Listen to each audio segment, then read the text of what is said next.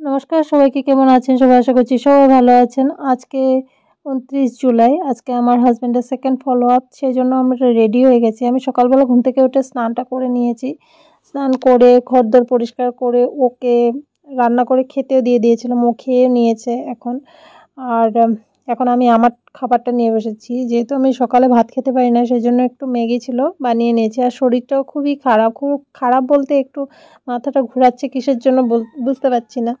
তো আমাকে বলছে তুমি একটু শান্তিমতো খেয়ে নাও, আর ডক্টরের ফাইল, জলের ফ্লাক্স যা যা নিতে হবে আমি গুছিয়ে নিচ্ছি। তো আমি বলে দিচ্ছি ওইখানে ওইটা আছে, ফাইল আছে, সব কিছু বলে দিচ্ছি আর ও গুছিয়ে নিচ্ছে। আমাকে বলছে অত কথা বলতে হবে না, তুমি খাও। আমি খেতে পাচ্ছি না, কেন জানি না কি হচ্ছে আমার। তো আধাটাই ম্যাগি খেয়েছি, আর খেতে পাচ্ছি না বলে রেখে দিলাম। আর এমনিতেও মনটা খুবই খারাপ, কারণ এর আগের যখন চেক আপে গিয়েছিলাম, আগের ভিডিওতে তো আপনারা দেখিয়েছেন, তখন ডক্টর আমাদের ছুটি দেয়নি। বড় একটা আশা নিয়ে গেছিলাম যে ছুটি দিয়ে দেবে, বাড়ি চলে যাব। আমাদের তো এত ধারণা নেই কেন ছুটি দেয়নি, কি করেনি। যাই হোক, এবার এত আশা করে যাচ্ছি না, দেখা যাক, ডক্টর যাই বলবে তাই তো শুনতে হবে। ছুটি দিলেও সই, না দিলেও সই। তো তাড়াতাড়ি ঝটপট করে চুলটা আঁচড়ে নিলাম, আঁচড়ে এখন বেরিয়ে পড়ব, কারণ তাড়াতাড়ি গেলে, তাড়াতাড়ি ব্লাডটা দিলে ব্লাডের রিপোর্টটা তাড়াতাড়ি আসবে। তো বেরিয়ে গেছি। আমার হাজব্যান্ড এখন রুমটা লক করছে। এখন সোজা যাব বিএমটি রুমে, কারণ আমাদের এখন আর জেনারেল লাইনে দাঁড়াতে হয় না ব্লাড টেস্টের জন্য। বিএমটি করার পর স্পেশালভাবেই ট্রিটমেন্টটা হয়, পরেও মানে বিএমটি করার সময় তো হয়, তারপরেও হয়। তো এখন আমরা বিএমটি রুমে চলে এসেছি, আর এমনকি আমার হাজব্যান্ডের ব্লাডটাও দেওয়া হয়ে গেছে টেস্টের জন্য। যেহেতু রিপোর্টটা আসতে 4 ঘন্টা সময় লাগবে, সেই জন্য আমার হাজব্যান্ড একটু ঘুমিয়ে নিচ্ছে, আর আমিও পাশে বসে আছি। ডক্টর আসলে বলবে যে কি হবে, আজকে ছুটি দেবে না কি করবে, সেই বসে আছি। আর এরই মধ্যে রিপোর্টও চলে এসছে। ডক্টর বলল যে না, আজকে আমরা পিক লাইনটা খুলে দেব। তো সেই জন্য নার্স চলে এসছে পিক লাইনটা খোলার জন্য। আর পিক লাইন খুলে দেওয়া মানে আমরা এখন বাড়িতে যেতে পারবো। জানি না ডক্টর কি বলে, ডক্টরের কথা মতেই হবে। তো দেখতে পাচ্ছেন কত বড় লাইনটা ওর করা ছিল।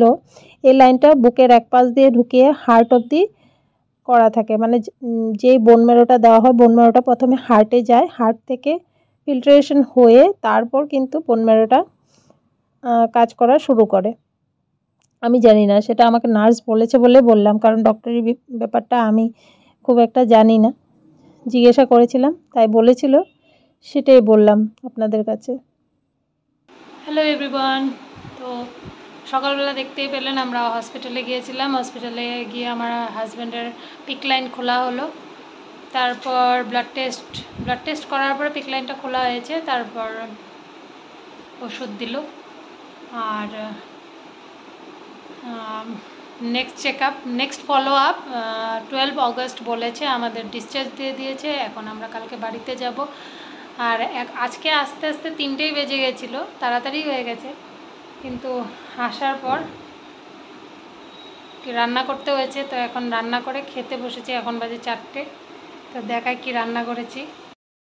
তো দুপুর 3টের সময় ঘরে এসে এখানে বাঁধাকপি আলু আমার হাজব্যান্ড একটু কেটে দিল, তাই ওটা রান্না করলাম। আর এখানে ভাত। তো এখন খেয়ে নিয়ে ওইদিকে আমার হাজব্যান্ড খাচ্ছে, এই যে।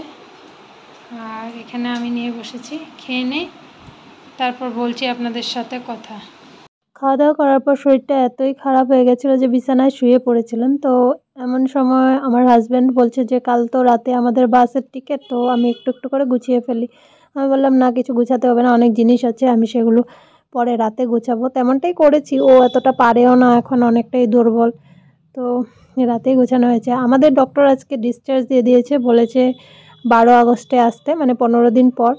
তো এতদিন এখানে থেকে তো লাভ নেই, তো সেই জন্য আমরা চলে যাব 15 দিন পর। আবার চেক আপ আছে, সেই দিনই আসবো।